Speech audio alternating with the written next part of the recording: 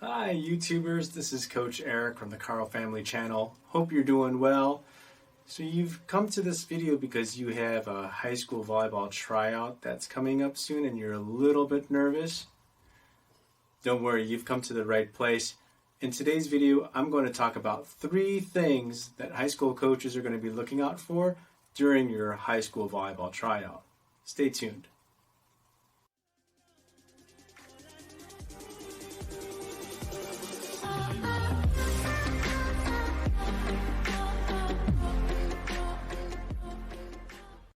First of all, full disclosure, I'm not a school volleyball coach, but I do have over 11 years of coaching, and 7 of which are at the high school club level.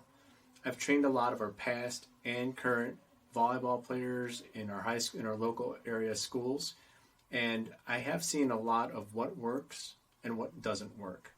During tryouts, good coaches are going to tell you that it doesn't matter if you've played with them last year or if you've played for a club team, or if you've never played at all. They should be telling you that everyone there that's at tryouts are at an equal playing field. There are no advantages. So what that means is that you only have a couple of days in order to make a really good first impression. Time is very valuable to them. So you really need to put your best foot forward. Here are the 3 things that coaches are generally going to be looking for: athleticism, volleyball skills and knowledge, and attitude. Let's talk about athleticism first. In 2015, Ohio State University football coach Urban Meyer tweeted out a message to his football team. He said that championships are won during the off-season. Although that was directly related to his college football team, those thoughts of having physically prepared athletes is applicable here as well. Coaches are looking for players that have the physical ability to move quickly, to jump high, to have general great body control over their movements. It may never be admitted, but if a team is already in good physical shape at the beginning of the season, coaches will have more time to spend on training volleyball skills as opposed to getting their team into shape. Before you start any new diet or physical exercise program, always consult your physician first. There is no such thing as a one-size-fits-all workout program. I want to make sure that your workout is custom tailored towards you, and the safest way to do this is by consulting your medical practitioner. Step number 1, healthy diet. Do yourself a favor and cut back on the junk food. Pop, soda, desserts, anything with a high level of sugar, you want to weed out. Replace all of those unhealthy foods with healthier choices, such as fruits and vegetables, nuts and grains, fibers, and drink a lot of water. Now, I'm not going to spend a ton of time talking about healthy eating, but if you can generally turn bad weight into good muscle weight, you're going to be on the right track. Second, cardio and plyometrics. In general, jogging, bike riding, swimming, those are all real good cardio workouts. Now, if you're doing those, that's great. But the cardio that's directly applicable toward volleyball motions include squats, planks, jumping jacks, mountain climbers, and burpees, for example. There are a ton of different routines that are out there on the internet. Go ahead and go search for a bunch of them. The ones that I like are the ones that are more incrementally challenging, such as a 30-day squat challenge or a 30-day plank challenge.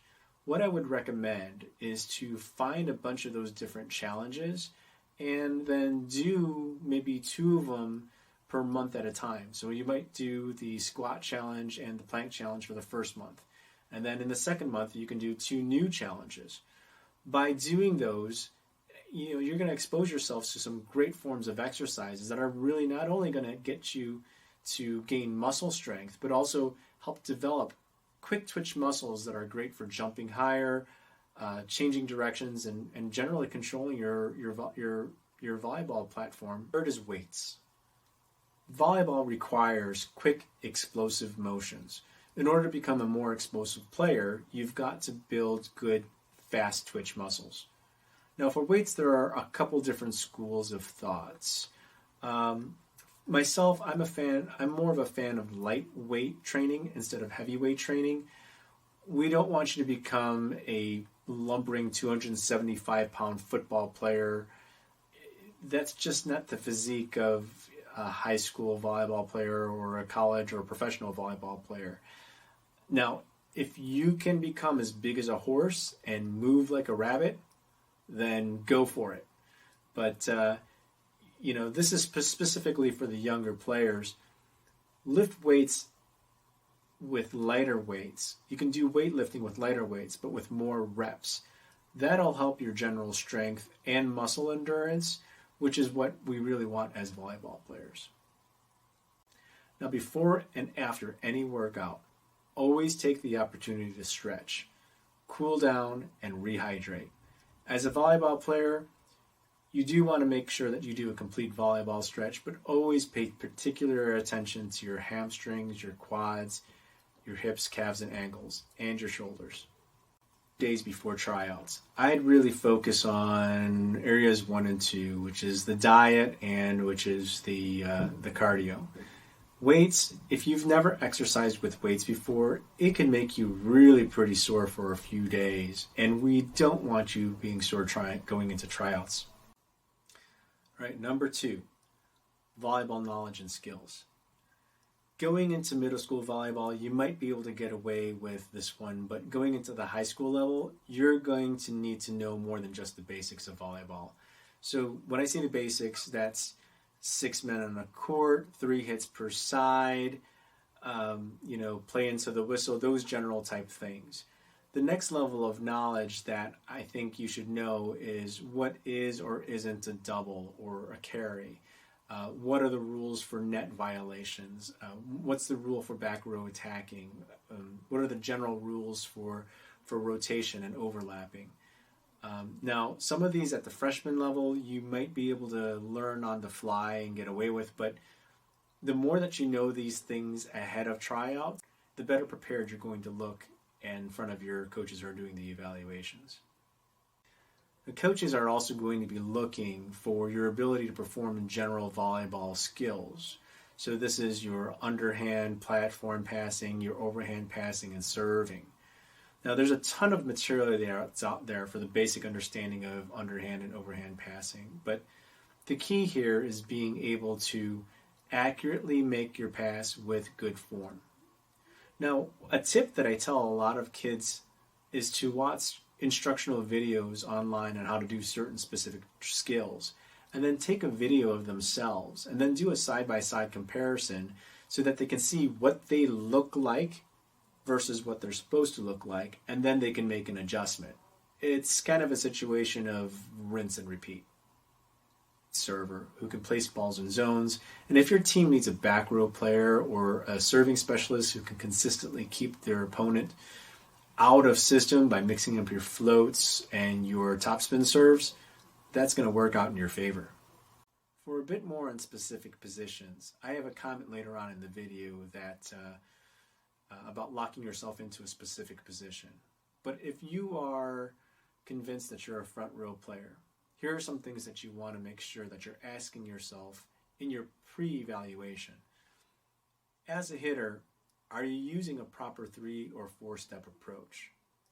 Is your arm swing on a good plane and under control? Do you have a high point of contact?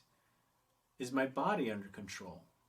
And am I able to hit the ball where I want it to go? Do I have good ball placement? For blockers, am I set up properly? Am I square to the net? Is my distance from the net to my body correct? Are my hands and elbows set up properly? Can I read hitters and setters? Is my footwork correct, where I can do a proper step block or a swing block? And am I penetrating the net? Again, if my transition from offense to defense or defense to offense needs work, I should work on that ahead of time before we go into high school tryouts. Back row players, those are your defensive specialists and your liberos. Similar to what I've said about underhand and overhand platform passing, you need to be able to serve receive. When you serve receive, you have to ask yourself, is my ball placement where it's supposed to be and in it with the right pace? Am I actively moving in relation to the hitters and the blockers so that I can be in the right seams at the right time? Am I covering my hitters? And am I communicating to everyone in the team during the play so they know exactly what I see? Setters. Whether or not you're a 5-1 setter or a 6-2 setter, your job is to batter the ball. You have to have nice, clean, and soft hands. Your sets need to be accurate, and they have to have the right pace. At higher levels, you're going to be expected to be the quarterback of the team and call plays that you want your offense to run based off of the defensive's alignment, rotation, or mismatch.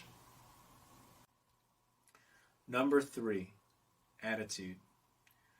Now, volleyball is a game of extreme highs and extreme lows.